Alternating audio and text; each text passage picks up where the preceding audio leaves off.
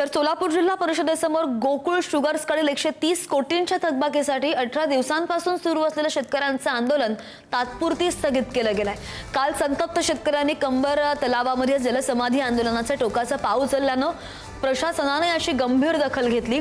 अक्कलकोटचे आमदार सचिन कल्याण शेट्टी यांच्या मध्यस्थीनंतर आणि ठराविक वेळेमध्ये थकीत बिल देण्याच्या आश्वासनानंतर हे आंदोलन मागे घेतलं गेलंय। मात्र वेळेमध्ये पैसे न मिळाल्यास पुन्हा तीव्र आंदोलन करू असा इशारा सुद्धा शेतकऱ्यांनी दिलाय। या गोष्टीसाठी समाधानी आहे, कारण ज्यावेळेस मला यांना शब्द द्यायचा होता त्यावेळेस मी सचिन दादांना मी पूर्वीपासून ओळखतो आणि त्यांच्या शब्दाबद्दल मला खात्री आहे, कारण त्यांनी शब्द दिल्यामुळं आम्ही हे आंदोलन तात्पुरतं स्थगित करत आहोत। आणि त्यांनी इतका आत्मविश्वासपूर्ण शब्द दिलेला आहे की हे काम जवळपास झालेलं आहे की तेवढ्या कालावधीमध्ये शेतकऱ्याच्या खात्यावरती रक्कम जमा होईल असं ठोस आश्वासन त्यांनी या ठिकाणी दिलेलं आहे। स्थगित केलेलं आंदोलन तात्पुरतं स्थगित केलेलं आहे। ज्या आता त्यांनी जो आम्हाला डेडलाईन दिलेली आहे तोपर्यंत आम्ही थांबणार आहे। जर नाही झालं तर आम्ही दुसरं निवेदन देऊन आम्ही लगेच याच ठिकाणी पेंडॉल मारून आमचं आंदोलन सुरू राहील।